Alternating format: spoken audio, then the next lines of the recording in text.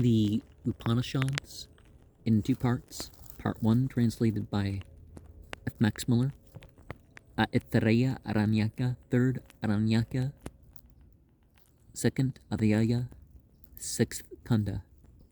Next, Krishna Harita confided this Brahmana concerning speech to him, his pupil. Pragapata, the year, after having sent forth all creatures burst, he puts himself together again by means of khandas. That is, because he puts himself together again by means of khandas, therefore, the text of the Veda is called Samhita, put together. Of that Samhita, the letter N is the strength. The letter SH, the breath, and self. Atman, he who knows the Rik verses and the letters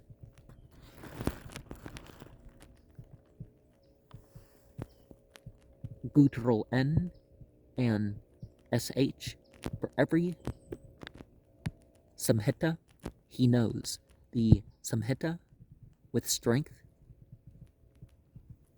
and breath.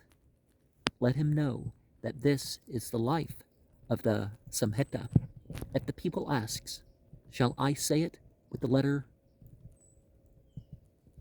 guttural N or without it? Let the teacher say, with the letter guttural N.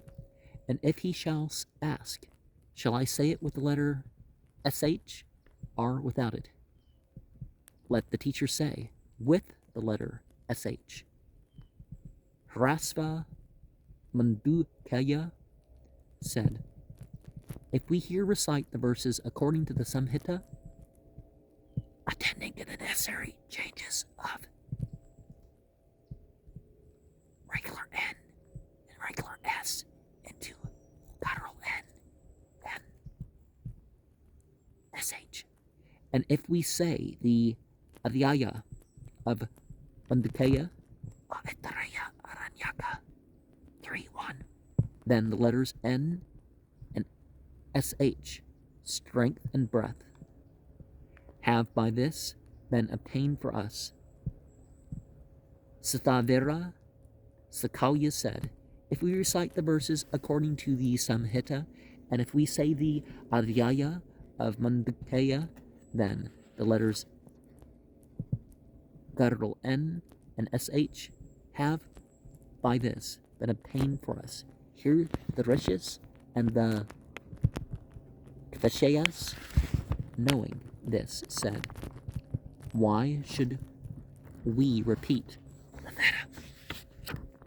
Why should we sacrifice? We offer as a sacrifice breath and speech, or speech and breath. What is the beginning of one? What is the end of the other? Let no one tell these Samhitas.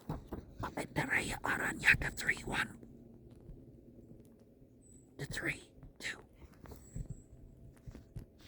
to one who is not a resident pupil, who has not been with his teacher at least 1 year, who is not himself to become an instructor.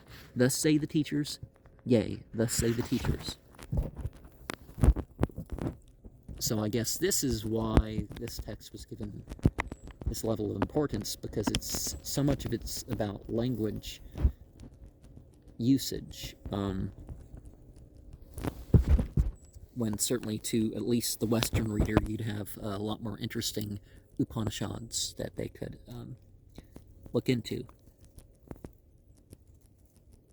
Krishna Harita, one of the sons of Harita, who was dark, Brahmana in the sense of Upanishad, the secret doctrine or explanation. It forms an appendix like the Svish Takrit at the end of a sacrifice. Iva, which the commentator explains is restrictive or useless, may mean something like a Brahmana.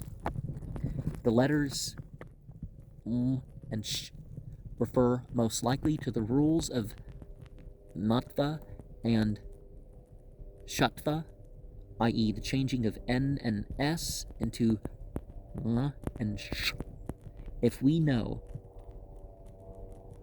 whenever N and S should be changed into L and Sh in the Samhita, the Gaveshayas said that after they have arrived at the highest knowledge of Brahman through the various forms of meditation and worship that lead to it and have been described in the Upanishad, no further meditation and no further sacrifice could be required. Instead of morning and evening stoma, they offer breath and speech, and whenever they speak are speech and breath.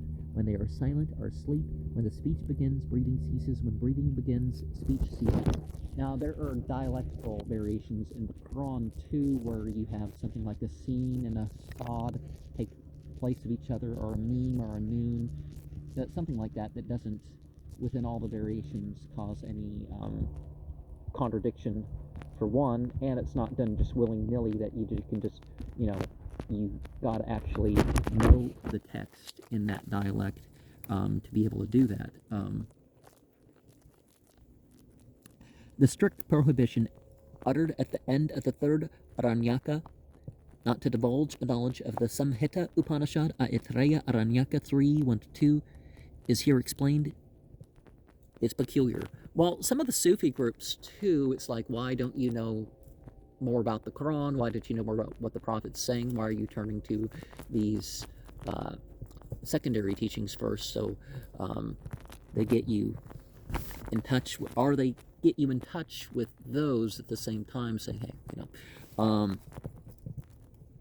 it would have seemed self-evident that, like the rest of the Sruta, or sacred literature, the Aranyaka too, and every portion of it, could have been learnt from the mouth of a teacher only, and according to rule.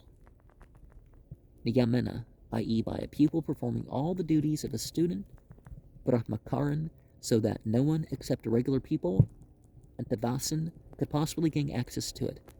Nor can there be any doubt that we ought to take the words Asam, Vat, Saravasan, and Apra Vaktra as limitations, and to translate, let no one tell these Samhitas to any pupil who has not at least been a year with his master, and who does not mean to become a teacher in turn.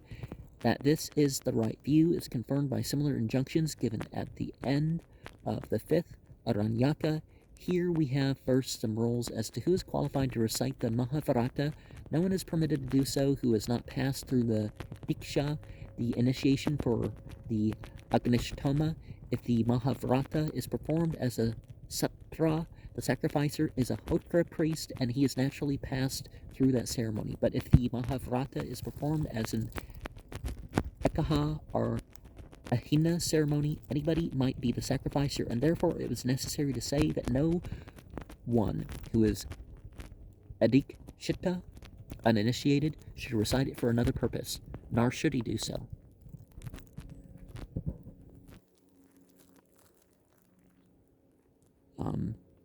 Apastamba Sutras, translated by Muller, page 18. There's... Oh, the Brahmakaran. Okay. When the Mahabharata is performed without or with an altar, or if it does not last 1 year, in saying, however, that one should not recite the Mahabharata for another person, parents and teachers are not to be understood as included, because what is done for them is done for ourselves. One of the things that you sometimes find in the Islamic world is that they get the kids to sit down and at least say the Quran properly with the teacher at least once. And I don't necessarily mean recite it, but even if they recite it, then you leave them alone. That's it. They've learned the whole thing. It's not quite like that. I mean, that it shouldn't be quite like that, but people, as part of their legacy, they try to get their kids to perform a big long ritual or something like that. I mean, various cultures. After these restrictions as to the recitation of the Mahabharata follow other restrictions as to the teaching of it, and here we read as at the end of the Upanishad, let no one teach this day the Mahabharata to one who is not a regular pupil at the Vasan and has been so for 1 year, certainly not to one who has not been so for 1 year, not to one who is not a Brahmakaran and does not study the same Veda, certainly not to one who does not study the same Veda, nor to one who does not come to him. And in the West, we see the importance of these grimoires that take a long time to do. Let the teaching not be more than saying it once or twice only. One man should tell it to one man, so says Getukarnya, not to a child, not to a man in his third stage of life. The teacher and pupil should not stand, nor walk, nor lie down, nor sit on a couch, but they should both sit on the ground. The pupil should not lean backward while learning, nor lean forward. He should not be covered with too much clothing, nor assume the postures of a devotee, but, without using any of the apparel of a devotee, simply elevate his knees. Nor should he learn when he has eaten flesh, when he has seen blood or a corpse, or when he has done an unlawful thing, when he has anointed his eyes, oiled or rubbed his body, when he has been shaved or bathed, put color on, or ornamented himself with the flower wreaths, when he has been writing or effacing his writing. Nor should he finish the reading in 1 day, so says Getukarnya, while, according to Galava, he should finish it in 1 day. Agnivesyayana holds that he should finish all before the Trikasitis and then rest in another place finishing it. See the Aitareya Aranyaka 1.4.3, 1-4. Effaces writing. If this is rightly translated, it would seem to be the earliest mention of actual writing in Sanskrit literature. When he's done an unlawful thing.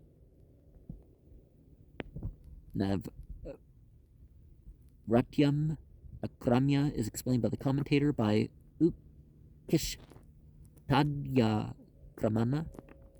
And you see the Gautama Sutras